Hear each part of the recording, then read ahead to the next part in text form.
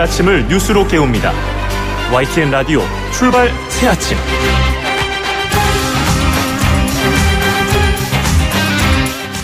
청취자 여러분 안녕하십니까. YTN 라디오 출발 새아침의 백병규입니다. 문재인 대통령이 어제 국민헌법자문특별위원회로부터 대통령 개헌안 초안을 보고받았습니다. 4년 연임제 대선 결선 투표를 도입하는 것이 큰 골자인데요. 문재인 대통령은 그 개헌안을 보고받은 직후 6월 지방선거에서 개헌 국민투표의 필요성을 다시 한번 강조했습니다. 그리고 늦어도 21일, 그러니까 다음 주 수요일까지는 대통령 개헌안을 발의하겠다는 입장인 것으로 전해졌는데요. 잠시 후 일부에서 개헌안 초안을 마련한 국민헌법자문특위의 하성수 부위원장으로부터 어떤 내용이 담겼는지 자세히 알아보겠습니다. 이명박 대통령이 오늘 피의자로 검찰에 소환되죠. 박근혜 전 대통령이 그 검찰에 소환된 지 358일 만이고요. 전직 대통령 사상 5번째라는 불명을 안게 됐습니다. 잠시 후 9시 30분경 서울중앙지검에 출석하게 될 텐데요. 오늘 2부에서 율사 출신이죠. 더불어민주당의 그 박주민 의원과 이명박 전 대통령의 그 적용된 혐의, 그리고 검찰의 수사 전략까지 자세히 짚어보겠습니다. 서울시 교육청에서 그 올해부터 이 초등학생을 대상으로 이 반려동물 교육을 실시하고 있다고 하는데요. 오늘 3부에서는 조희연 서울시 교육감 직접 만나보겠습니다. 3월 14일 수요일입니다. YTN 라디오 출발 새아침.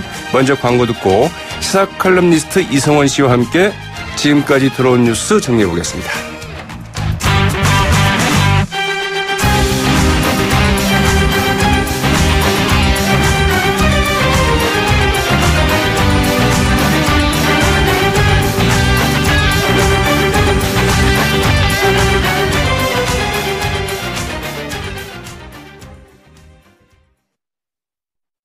지금까지 들어온 뉴스 이승원 시사 칼럼니스트와 함께 짚어드리겠습니다. 안녕하십니까? 네, 안녕하세요. 네. 이명박 전 대통령이 조금 있으면, 그러니까 오전 9시 30분경에 이제 그 검찰 포토라인에 서게 되죠? 그렇습니다. 오늘 MB의 날이다라고밖에 칭할 수 없는 날이죠. 네. 전두환, 노태우, 노무현, 박근혜 전 대통령에 이어서 피의자로 검찰 조사를 받는 5번째 전직 대통령이 됐습니다. 국민들 입장에서는 상당히 불행한 일이기도 한데요. 그러게요. 이명박 전 대통령은 오늘 오전 말씀하신 것처럼 9시 반에 서초동에 있는 서울중앙지검 청사에 소환돼서 조사를 받습니다.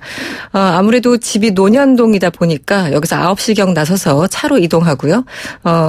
서울중앙지검에 도착한 다음에 내외신 기자들 앞에서 간략하게 입장을 밝힐 예정입니다. 네. 어떤 입장을 밝힐지 굉장히 좀 주목되는 상황인데 지금까지 그 기존 입장을 굳이 굽히고 있지는 않은 것 같아요. 지난 1월 17일 날 기자회견을 하지 않았습니까? 그렇죠. 당시 이명박 전 대통령 이런 얘기를 했습니다. 이 적폐청산이라는 이름으로 진행되고 있는 검찰 수사에 대해서 많은 국민들이 보수 괴멸을 겨냥한 정치 공작이자 노무현 전 대통령의 죽음에 대한 정치 보복이라고 보고 있다, 이렇게 주장한 바가 있었거든요. 네. 그래서 여기서 크게 벗어나지는 않을 것으로 보입니다.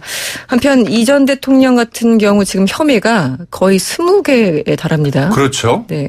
이렇게 많을 수 있습니까? 박근혜 전 대통령이 원래 검찰 기소 당시 18개인가 그랬었고 그 이후에 그렇죠. 이제 특활비 정치 관여해가지고 21개까지 늘어났거든요. 네. 이 전 대통령 만만치 않은데 뇌물수수 직권남용, 공직선거법 위반, 대통령 기록물 관리법 위반 등이 해당됩니다. 말씀드린 것처럼 검찰이 미리 작성한 질문지가 있는데 초안만 해도 A4용지 100쪽 분량을 넘어서는 것으로 전해지고 있습니다. 네. 앞서 이제 이야기하기를 그저 유감을 표명하는 이런 정도가 아니라 꽤 이야기를 할 것 같다, 이제 이렇게 얘기를 했다고 그러는데 네. 과연 이명박 전 대통령 이 검찰 포토라인에서 어떤 말을 할지 좀 지켜봐야 될 것 같고요. 근데 검찰 조사받기 직전에 보복이다 이렇게 자극적인 말을 해서 굳이 검찰을 자극시킬 필요가 있을까? 검찰은 크게 자극하지는 않겠지만 그래도 할 말은 하겠다, 이런 이야기인데 과연 톤을 조절하겠죠? 네, 어떤 할 말을 할지가 좀 궁금한 대목이고요. 네. 말씀하신 것처럼 검찰이 미리 작성한 질문지 초안만 A4 용지 100쪽이라고 한다면 정말 그 장시간에 걸친 조사가 되지 않을까 싶은데 그렇죠. 조사가 어떻게 좀 진행이 되는지요? 일단 뭐 전직 대통령에 대한 예우 차원에서요. 최대한 예우를 갖추되 철저하게 조사하겠다는 게 검찰의 입장입니다. 일단 조사 관례에 따라서 이 전 대통령은 실무를 지휘하는 한동훈 서울중앙지검 3차장 검사와 만나서 간단히 인사를 나눕니다. 뭐 차 한잔 할 수도 있겠고요. 네. 그리고 나서는 지난해 3월에 박근혜 전 대통령이 거쳐간 1001호실 특별조사실로 이동을 합니다. 그러면서 이제 송경호 특수 2부장, 신봉수 첨단범죄수사 1부장의 조사를 받게 됩니다. 네. 그리고 특이한 것은 이번 조사 과정 영상으로 녹화가 된다고 하죠. 처음부터 끝까지 녹화가 되는데요. 이 검찰 관계자가 어제 기자들을 만났습니다. 이 투명한 조사를 위해서 필요하다고 수사팀이 판단을 했고 이 전 대통령 측에서도 녹화에 동의했다고 밝혔습니다. 네. 형사소송법에 보면은 피의자의 진술을 영상 녹화할 수 있도록 규정을 합니다. 그런데 저번에 박 전 대통령 같은 경우는 거부해서 하지 않았었죠. 그렇죠. 네. 근데 이게 피해자의 동의를 필수사항으로 규정하고 있지는 않다고 합니다. 그런데 굳이 뭐 박 전 대통령 같은 경우는 전직 대통령인데 억지로 하기는 좀 그렇죠. 부담스러운 상황이었고 어쨌든 필수적으로 동의는 필요하지 않지만 어쨌든 녹화한다는 사실은 미리 알리도록 돼 있습니다. 네. 변호인단이 상당히 관심이었죠. 처음에 이제 강훈, 피영현 이 두 분의 변호사 이름이 거론됐었는데 역시 이분들 포함되어 있고요. 네. 후에 김병철 변호사가 합류하는 것으로 전해졌고요. 당초 그 이명박 정부 당시에 민정수석을 지냈던 정동기 변호사 합류가 불발됐죠. 네.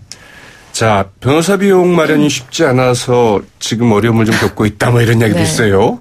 돈이 없는 건지 안 쓰는 건지 알 수가 없습니다. 돈에 네. 관한하는 굉장한 그 자린고비가 아닌가 싶기도 하고 말이죠. 네.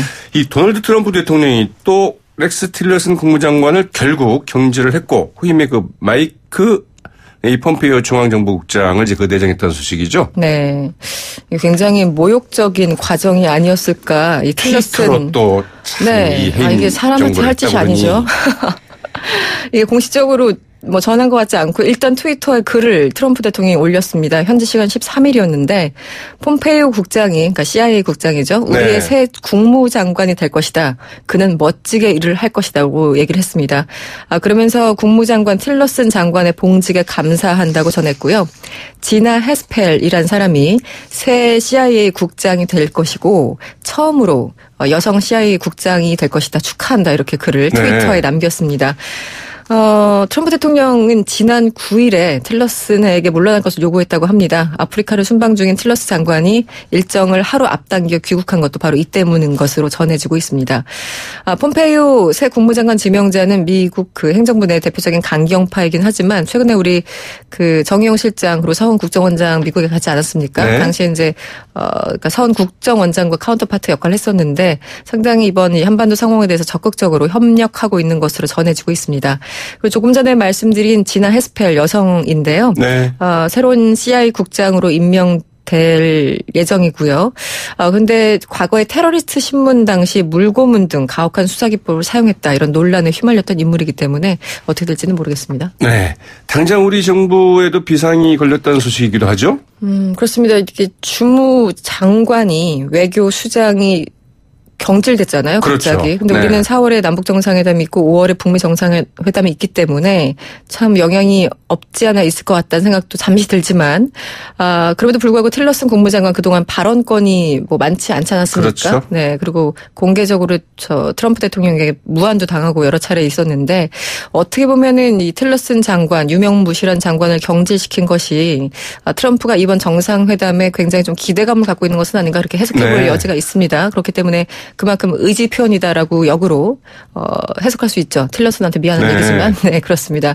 일단 틸러슨 장관은 석유회사 엑손모빌의 최고 경영자 출신입니다. 사실 외교에 대해서 별로 아는 게 없었습니다. 처음부터. 네. 더군다나 한반도 상황에 대해서 안다고 할 수 없었는데 그동안 여러 차례 부딪혔고 결국은 이번에 경질이 됐군요. 네. 그래서 기자들과 만났는데 31일 날 공식적으로 퇴임한다고 합니다. 네. 네. 그러니까 사무실에 들리지도 않고 아프리카에서 오면서 바로 집으로 워싱턴에 있는 집으로 갔다고 하죠. 그렇습니다. 그래서 네. 미 국무부 직원들이 짐을 어떻게 정리할지도 모르겠다 이런 이야기를 했다고 그러니까요. 네. 참 좀 황당한 이런 퇴임이 아니었나 싶기도 하네요. 변수가 있는데요. 우리 관경화 장관, 외무장관이 원래 틸러슨 만나려고 네. 15일 방미 예정하고 있었는데요. 이것도 좀 재검토가 필요한 사항 같습니다. 네. 네. 국민헌법자문특위가 어제 헌법 개정안 초안을 이제 그 문재인 대통령에 보고하지 않았습니까? 네. 일단 초안 내용을 말씀드리면 이렇습니다. 대통령 4년 연임제를 채택했고요. 중임제가 아닙니다. 연임제입니다.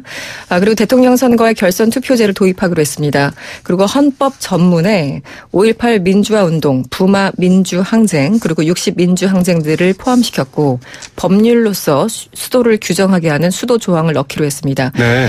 이런 것들 지금 물론 초안이기 때문에 한마디로 대통령에게 이렇게 해 주십시오 하는 권고사항이 되겠죠. 관련해서 대통령은 차기 대선과 지방선거를 동시에 치르는 내용을 부칙에 담으라고 주문했습니다. 아시겠지만 2022년 3월에 우리 대선을 예정하고 있잖아요. 네. 그리고 2022년에 지방선거가 있습니다. 그래서 4년 연임제를 채택하게 된다면 그러니까 미국식으로 가는 거죠. 4년마다 네. 같이 선거를 치르면서 비용을 줄이고 그 중간에 총선을 끼워 넣음으로써 어떻게 보면은 정권 심판의 역할, 중간 선거의 역할을 총선이 할 수 있다. 이런 타임 스케줄입니다. 일단 문 대통령은 어제 자문특위와 오찬을 했는데요. 일단 국회와 최대 논의를 하되 국회에서 제대로 하지 않으면 그러니까 시기를 놓치게 된다면 대통령은 불가피하게 헌법이 부여한 개헌 발의권을 행사할 수밖에 없다. 네. 이렇게 간접적으로 국회를 압박했습니다. 네. 곧이어 그 하승수 이 국민헌법자문특위 부위원장 모시고 이야기 좀 들어보도록 하겠습니다. 네. 오늘 말씀 고맙습니다. 고맙습니다. 지금까지 이성원 시사칼럼니스트였습니다.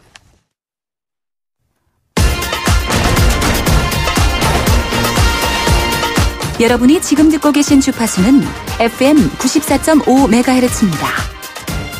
YTN 뉴스 FM.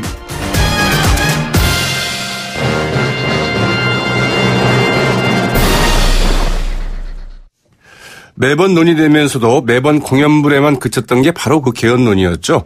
어제 그 문재인 대통령이 대통령 개헌안 초안을 보고받고 다시 한번 개헌의 필요성을 강조했습니다만 야당은 그 관제 개헌이라고 좀 맞서고 있는 이런 형국이죠. 결국 이번에는 개헌 정말 해낼 수 있을까 싶은데요. 대통령 개헌안 초안을 마련한 대통령 직속정책기획이사나 국민헌법자문특위 하승수 부위원장 전화로 연결해 직접 이야기 나눠보겠습니다. 안녕하십니까? 네, 안녕하십니까? 네, 헌법자문특위가 이제 딱 한 달 동안 활동을 했는데요. 그동안 굉장히 네네. 바빴을 것 같아요. 네네. 국민들 의견도 수렴을 하고 또 이 헌법 조문안을 만들기 위해 가지고 한 달 동안 아마 저희 33명 위원으로 구성되어 있는데요. 네. 집에도 못 들어가시고 새벽까지 매일 회의를 하고 그런 과정들을 밟았고 나름대로 국민들 의견 수렴 위해 가지고 신고리 오리코기 공론화 때처럼 시민들이 네. 참여하는 수기 토론회도 하고요. 그런 과정들을 좀 밟아서 한 달 동안 아주 집중적으로 개헌안을 좀 마련했습니다. 네. 그 본격적인 내용을 좀 따져보기 전에 네네. 그동안 이 한 달 동안의 논의 과정에서 네. 가장 그 뜨거웠던 말하자면 네네. 논의가 치열했던 대목이 있다면 어떤 대목이었을까요? 아무래도 권력 구조와 관련된 문제가 특위 네. 안에서도 그렇고 또 국민들 사이에서도 가장 뜨거운 관심이고 논쟁거리가 아니었겠나 싶습니다. 그래서 네. 이번에 시민들이 참여하는 토론회 주제도 직접 민주주의를 도입할 것인지 또 국무총리 임명 방식을 어떻게 할 것인지 이런 권력 구조와 관련된 쟁점들을 좀 잡아서 토론을 했었고요. 네. 토론에 참여한 시민들은 아주 만족도가 높았고 토론 과정에서 가장 크게 지적된 점은 국회에 대한 불신이 문제였습니다. 네. 그래서 어쨌든 가장 큰 논란거리는 권력 구조 문제였다고 할 수 있겠습니다. 네. 자, 그런데 말이죠. 이 4개 네. 권역별로 국민 토론도 가졌다고 하는데 네네. 많은 분들이 생각하시기에 언제 네. 그런 토론했어? 나는 네네. 잘 모르겠는데 이러지 않을까 싶기도 한데 말이죠. 네네. 토론 자체는 무작위 추출된 네. 시민들 950명이 참여하는 방식이었는데요. 어쨌든 950명의 시민들이 일종의 대표성을 가질 수 있도록 골고루 지역과 성과 연령대별로 참여를 하시는 방식으로 설계를 했습니다. 그게 지금 평창올림픽 기간이라든지 이렇게 겹쳐가지고 언론에 많이 보도는 안 됐습니다만 네. 어쨌든 국민들의 대표성을 나름대로 확보한 분들이 참여하는 토론회 자리들이 말씀하신 것처럼 4개 권역별로도 열렸고요. 네. 또 청년 청소년이 참여하는 방식으로도 열렸습니다. 근데 그 토론회 같은 게 있었으면 네. 방송사나 이런 데서 중계한다거나 언론에서 취재 혹시 많이 나오지는 않았는지요? 취재를 좀 나오긴 하셨는데요. 근데 말씀드린 것처럼 평창 올림픽 기간과 겹쳐서 그런지 네. 아주 뜨거운 관심을 보이지는 못했습니다. 그래요? 기간에 좀 제약이 좀 있었던 것 같습니다. 네. 자, 이제 그 권력구조 개편 문제가 가장 핵심적이라고 말씀을 하셨는데 당초 그 4년 중임제가 그 유력시 됐는데 그러나 4년 중임제가 아니라 4년 연임제를 이제 그 제안하기로 한 거죠? 네네. 특별한 이유가 있는지요? 일단 5년 단임제에 대해서는 그동안 문제점이 많이 지적이 됐습니다. 국정 운영의 연속성 문제라든지 또는 책임성의 문제라든지 이런 것들이 지적이 돼서 4년 중임제 이야기가 많이 나왔는데요. 네. 근데 4년 중임제로 하기에는 또 우리가 과거에 이제 그 어떤 부정적인 장기 집권의 우려라든지 이런 것들도 좀 제기되어서 그래서 연임제라는 건 현직 대통령이 딱 한 번만 더 대통령에 도전할 수 있도록 하는 1회 연임제입니다. 네. 그래서 최대 8년을 할 수 있지만 만약에 현직 대통령이 차기 대선에 나와서 떨어지게 되면 그 다음에는 못 나오게 되는 네. 그런 방식입니다. 그래서 단임제에서 좀 벗어나긴 하되 혹시나 있을지 모르는 부작용을 우려해가지고 최대한 좀 엄격하게 할 수 있도록 1회에 한해서 연임할 수 있도록 그렇게 제안을 한 겁니다. 네. 그런데 그 야당에서는 이 개헌의 핵심은 그 제왕적 대통령제 타파, 즉 대통령 권한을 이제 분산하는 건데 네. 이 특위가 제안한 그 4년 연임제 여전히 절대적인 그 절대적인 권한이 부여되는 만큼 지금과 달라질 게 별로 없다 이렇게 이야기하고 있거든요. 네네. 그 부분은 좀 오해도 있는 것 같습니다. 뭐냐면은 대통령 4년 연임제라는 건 야당 일부에서 주장하는 의원 직정부제를 택하더라도 네. 4년 연임제와 결합이 될 수 있는 겁니다. 왜냐하면 의원 직정부제도 대통령을 직선으로 뽑는 거거든요. 네. 다만 국회에서 선출하는 국무총리가 역할을 좀 분담하는 것인데요. 그래서 의원 직정부제 국가도 대통령을 뽑을 때 중임제를 하기도 하고 또 임기가 4년이 아니라 6년 중임제로 하는 나라들도 있습니다. 그래서 대통령 연임되냐 중임되냐보다 더 중요한 거는 그 대통령이 가진 권력이 어느 정도 되느냐의 문제고요. 네. 그 점에 있어서는 1회 연임제를 체크하더라도 야당이 주장하는 의원직 정부제를 할 수도 있고 또는 순수한 대통령제를 할 수도 있고 그런 겁니다. 네. 그렇다고 한다면 이번에 그 총리 권한이나 이 총리 선출 방식 논란이 좀 있었다고 하죠? 네네네. 이번에 총리 선임 방식에 대해서 그래서 국민들의 의견을 좀 수기 토론회를 통해서 좀 여쭤봤습니다. 네. 야당이 주장하는 것처럼 그 국회에서 국무총리를 선출하는 방법. 이게 바로 의원 집정부제가 되는 거죠? 네. 맞습니다. 그 방식하고 지금처럼 대통령이 임명하되 국회가 동의하는 방식 두 가지를 놓고 시민들께 수기형 그 시민 토론회에서 토론을 해봤는데요. 시민들의 의견은 이제 토론을 하기 전보다 토론 후에 그 국무총리를 국회에서 선출하는 것에 대해서는 반대 의견이 많이 높아졌습니다. 네.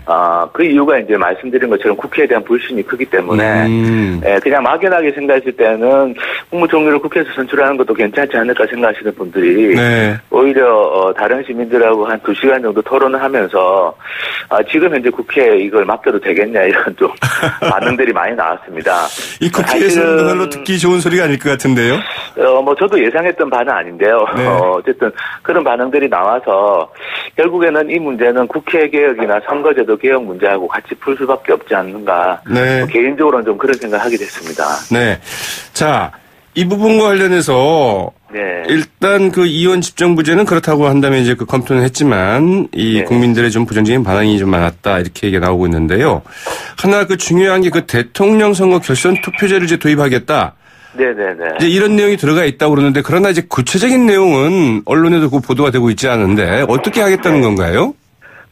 결선 투표제라는 건 1차 투표를 했을 때 과반수 얻은 사람이 있으면 그분이 당선이 되는 건데 과반수 얻은 사람이 없으면 1등, 2등만 골라서 한 번 더 투표를 하는 겁니다.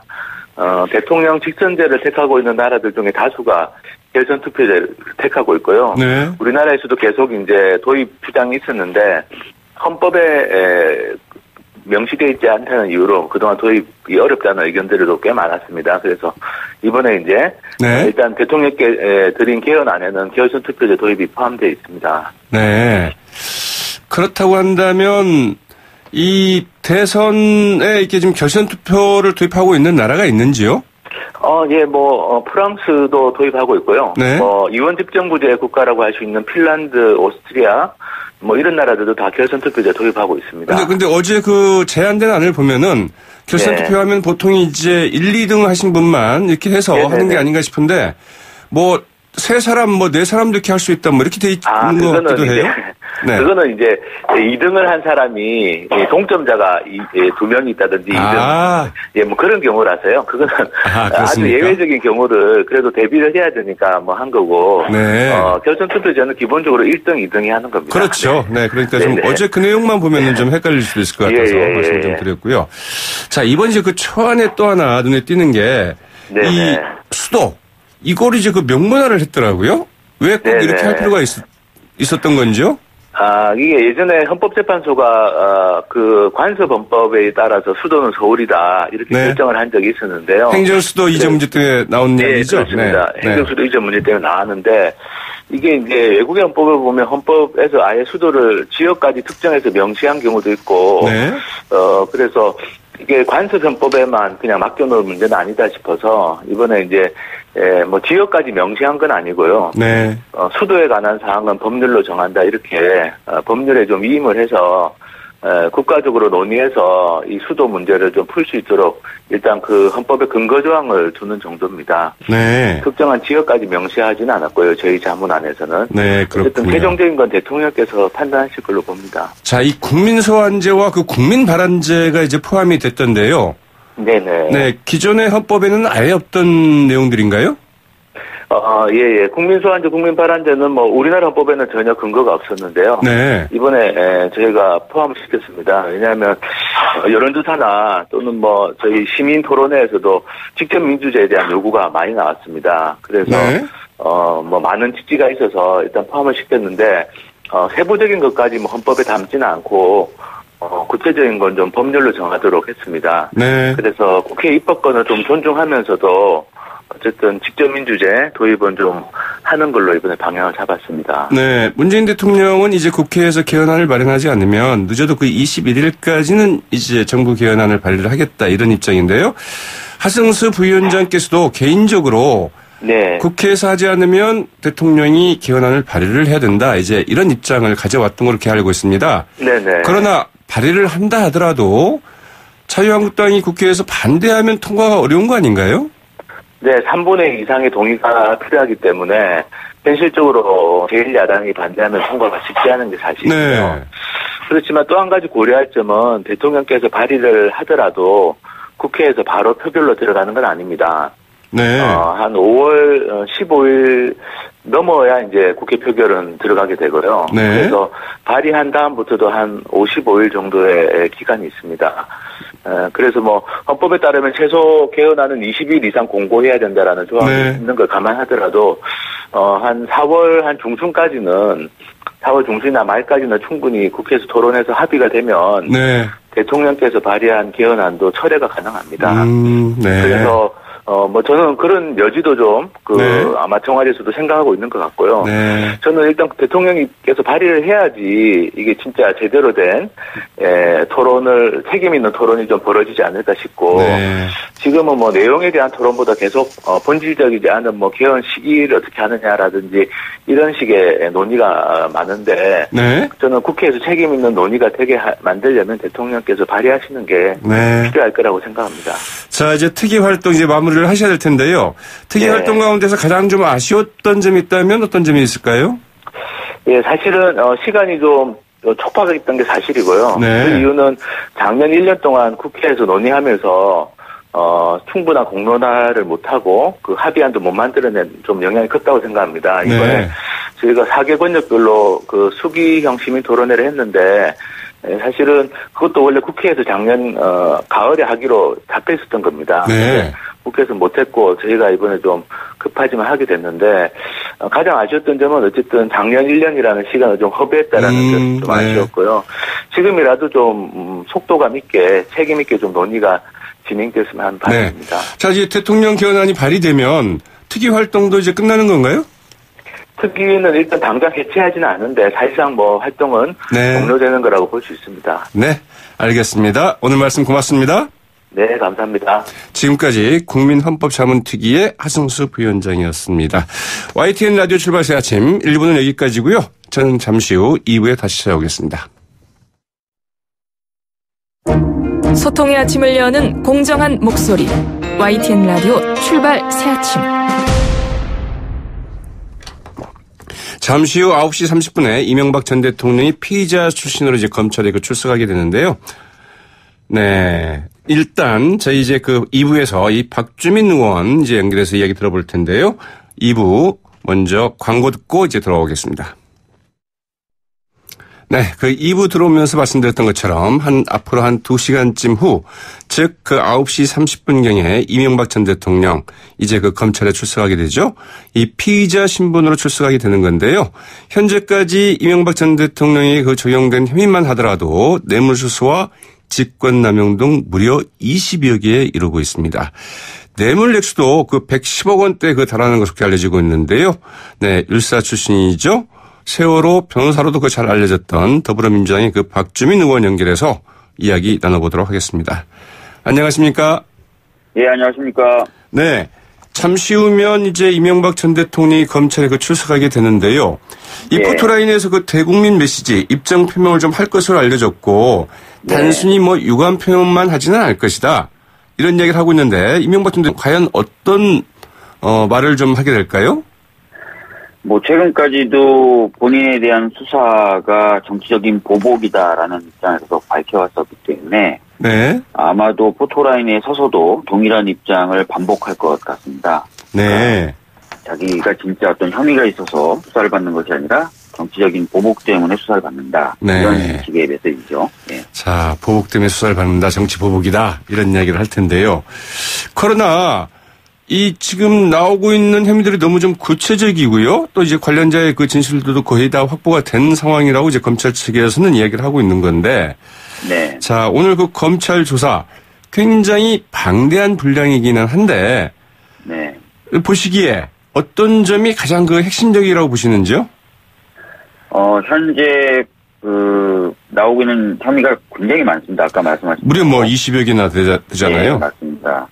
그 중에서도 아마 다스 실소유 관련된 부분이 핵심이 되지 않을까 싶습니다. 네. 그렇게 된다면은 그동안 다스에서 조성됐다고 얘기되고 있는 비자금 관련된 횡령 혐의라든지 이런 부분도 밝혀질 것이고요. 그다음에 네. 다스의 BBK 투자금 회수 관련돼서 이제 삼성 등으로부터 소송비 대납받은 부분이 뇌물인지 이런 것도 밝혀질 것이거든요. 네. 그런 부분이 좀 핵심이 되지 않을까 이렇게 보고 있습니다. 네. 자, 검찰이 과연 얼마나 준비가 돼 있느냐가 이제 중요할 것 같은데요. 이 관련자 진술 말고도 이명박 전 대통령이 좀 입을 열게 할 수 있는 결정적인 증거, 즉 스모킹 건 같은 게 준비가 좀 됐다고 봐야 될까요? 예, 이명박 전 대통령을 소환했다. 전 대통령 신분임에도 불구하고 소환했다라는 것은 네. 단순히 참고인들의 진술만을 가지고 있다고 볼 수는 없는 상황이라고 봐야 맞을 것 같습니다. 스모킹건이라고 불릴 수 있을 만한 건 있다고 봐야 될 것 같고요. 제가 봤을 때는 영포 빌딩에서 나왔던 청와대 문건들. 네. 예, 그것이 스모킹건이 되지 않을까 이렇게 보고 있습니다. 예. 왜 그렇죠? 영포 빌딩 지하에서 나온 청와대 문건이 왜 스모킹 건일 것이냐라고 보냐면, 네. 이명박 전 대통령은 계속해서 다스가 본인의 것이 아니다라고 부정을 해왔거든요. 그렇죠. 근데 만약에 많은 국민들이 추측하는 것처럼 다스가 진짜 이명박 전 대통령의 것이라면, 네. 본인의 대외적인 그런 표명에도 불구하고 나중에 소유관계를 회복시키거나 정리할 만한 자료들이 있어야 됩니다. 네. 그런 것들을 어딘가에다가는 만들어 놓고 또 보관하고 있어야 되는데 네. 그게 바로 영포 빌딩에 있었던 문건들 아닐까. 예. 그렇게 지금 생각하고 있는 것입니다. 예. 그렇군요. 자, 그런데 이명박 전 대통령 측도 좀 만만치는 않을 것 같아요. 소환을 앞두고 교회도 안 갔다고 그러잖아요. 또 매일 네. 월요일마다 참모들과의 티타임 이것도 안 하고 네. 2주 동안 그야말로 집에만 머물면서 이 준비를 아주 단단히 해온 것 같은데 일각에서는 뭐 측근에게 결국은 그 덮어씌우는 것 아니냐 이런 얘기도 좀 나오고 있거든요. 네, 아무래도 지금 그 다스 관련돼서는 본인이 실소유주가 아니다라는 주장을 유지할 가능성이 있고요. 네. 국가정보원 특수활동비 수수 관련돼서는 본인은 모른다. 그것은 측근들이 그냥 받은 것이다라고 주장할 가능성이 있습니다. 네. 그리고 뭐 이팔성 전 우리금융지주 회장으로부터 넘어왔다고 지금 의심되고 있는 뇌물 같은 경우도 네. 본인은 모른다. 네. 그 사람들이 그냥 받은 거다. 측근들이 그냥 받은 것이다. 이렇게 얘기할 가능성이 있습니다. 네. 자, 그러면 다 떠넘긴다는 얘기인데 그러나 이제 그 검찰 그동안 언론 보도를 보면은 검찰에 나간 그 관련자들의 그들이 이미 무슨 소리냐 다 이건 이명박 전 대통령이 이제 시켜서 한 일이고 또 이명박 전 대통령이 흘러 들어갔다 이렇게 진술을 했다는 건데 네. 대질 조사도 가능할까요? 뭐 필요하다면 대질 조사도 가능할 것으로 보여지고요. 네. 여러 가지 방법들을 쓸 것으로 보여집니다. 그래서 오늘 조사는 굉장히 길게 이루어지지 않을까 그렇게 생각합니다. 네. 만약에 이명박 전 대통령 측에서 그 대질 조사를 하지 않겠다 이러면은 대질 조사를 강행하기는 쉽지는 않다고 봐야 되겠죠? 예, 아무래도 그 본인이 강력하게 그것을 원하지 않는다면은 대질까지 가기가 그렇게 쉽지는 않을 것입니다. 네. 예. 자, 그래도 이제 그 이명박 전 대통령 같은 경우에 본인이 이제 혐의를 끝까지 부인한다고 하면 검찰 어떻게 해야 되나요? 아까 말씀드렸던 것처럼 저는 검찰이 이미 필요한 물적인 증거, 즉 스모킹 건이라고 부를 수 있을 만한 것들을 가지고 있다고 보고 있습니다. 네. 문건들도 그럴 것이고요. 그 다음에 뭐 관련돼서 뭐 압수수색했던 컴퓨터라든지 이런 것들이 굉장히 많거든요. 네. 거기서 이제 물적인 증거도 상당히 확보했다고 보고 있기 때문에 이명박 전 대통령이 오늘 출석해서 여러 혐의에 대해서 부정한다 하더라도 혐의 입증에는 문제가 없다는 판단이 섰기 때문에 오늘 소환을 했을 것이다 이렇게 보고 있습니다. 네. 이 검찰 수사 진전 상황을 보면은 이 다스 문제가 이제 풀리면서 오히려 검찰 수사가 좀 탄력이 받은 측면이 있지만 그러나 사실은 이제 그 국정농단 사건이라고 봐야 되겠죠. 이 국정원의 그 댓글 사건이나 아니면 이제 기무사의 뭐 댓글 사건 이런 부분은 상대적으로 그 진전이 좀 잘 안 된 것 같은데 검찰 이 부분에 대해서도 오늘 그 같이 수사를 해야 되지 않겠습니까? 맞습니다. 예. 지금 말씀하신 대로 이제 국정원 대선 개입 사건이라든지 기무사 대선 개입 사건 같은 경우에는 생각만큼 그 수사의 속도가 나질 못했죠. 어떻게 보면 더 중요한 사안이라고 볼 수도 있잖아요. 맞습니다. 관련자들을 검찰이 구속을 하려고 했는데 거듭 영장이 기각된다든지 또는 적부심에서 풀려나온다든지 하면서 수사의 속도를 좀 못 내고 있는데요. 당연히 말씀하신 대로 오늘 이명박 전 대통령 소환이 되면은 그런 부분에 대해서도 긍정적인 추궁이 있을 것이라고 생각됩니다. 네. 자, 이제 검찰은 가능하면 한 번 조사로 마무리를 짓겠다 이런 입장인데 그게 가능할지 모르겠네요. 뭐 지금 검찰은 질문지 분량만 한 120장 정도를 준비했다. A4 용지 120장이라는 거죠? 네. 예, A4 용지고 120장 정도 준비했다. 그래서 오늘 사실 좀 길게 진행이 되더라도 물어볼 건 다 물어보겠다라는 입장입니다. 네. 그것을 검찰이 지금 자신하고 있는 만큼 한번 지켜봐야 될 것 같습니다. 예. 그러면 상황에 따라서는 한 번 정도 더 부를 가능성도 있다고 봐야 될까요?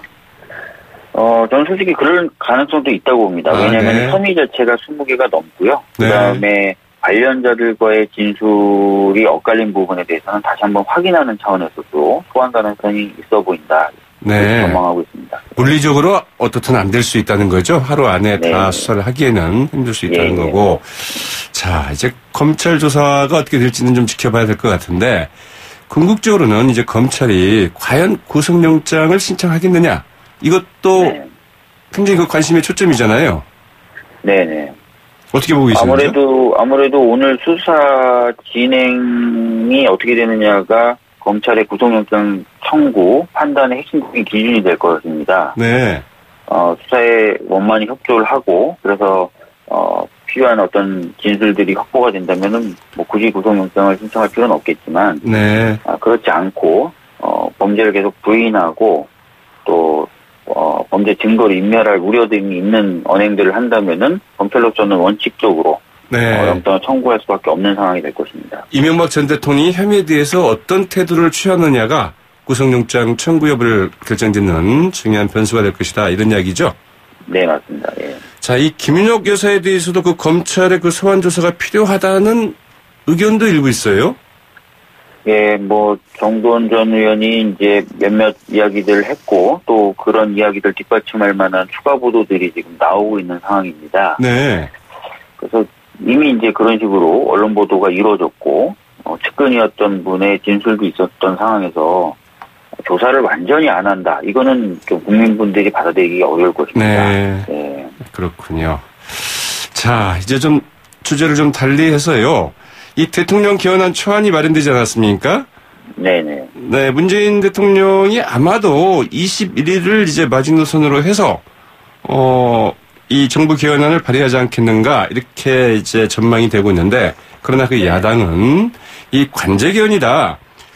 개헌은 이제 국회가 주도해야 된다. 이렇게 얘기를 하고 있는데, 여기에 대해서는 좀 어떻게 생각하시는지요? 제가 여러 차례 이야기한 바가 있지만 네. 우리 헌법 128조는 대통령도 개헌안을 발의할 수 있도록 되어 있습니다. 네. 따라서 위헌적이거나 불법적인 거 절대 아니고요. 네. 오히려 지난 대선 때 모든 대통령 후보들이 이번 지방선거 때 개헌을 하겠다고 공약을 한 바가 있습니다. 네. 그 공약이라고 하는 국민들과의 약속을 지키려고 노력하는 것이죠.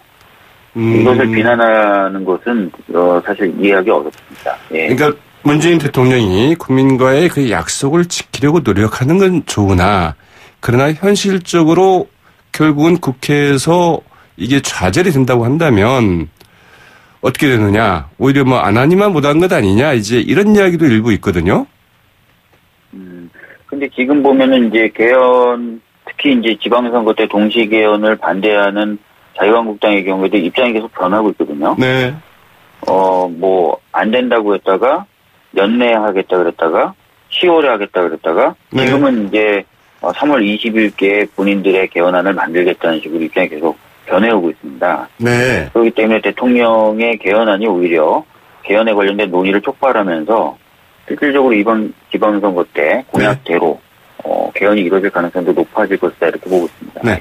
박주민 의원께서는 어제 그 이제 개헌안 초안 물론 자세한 내용이 공개되지는 않았습니다만 네. 이런 부분이 좀 아쉽다. 어떤 부분이 있는지요?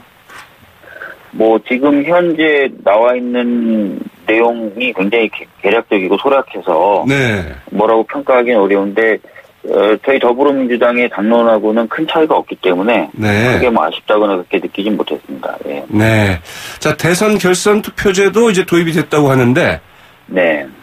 바람직하다고 보시는지요?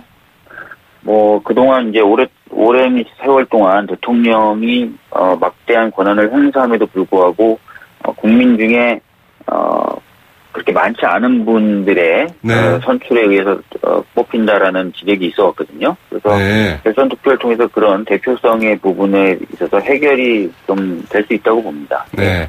국회의원 결선 투표제는 어떨까요? 국회의원 결선 투표제요? 네. 그것도 고민해 볼 수는 있겠는데요. 네, 그렇군요. 이번에 근데 국회의원에 대한 국민 소환제가 도입이 된 맞습니다. 것으로 발표가 네. 됐죠. 네. 자, 오늘 말씀 고맙습니다. 예, 감사합니다. 지금까지 더불어민주당의 박주민 의원이었습니다. YTN 라디오 출발 새 아침 2부 순서는 여기까지입니다. 저는 뉴스 듣고 잠시 후 8시 10분경 3부에 다시 찾아오겠습니다.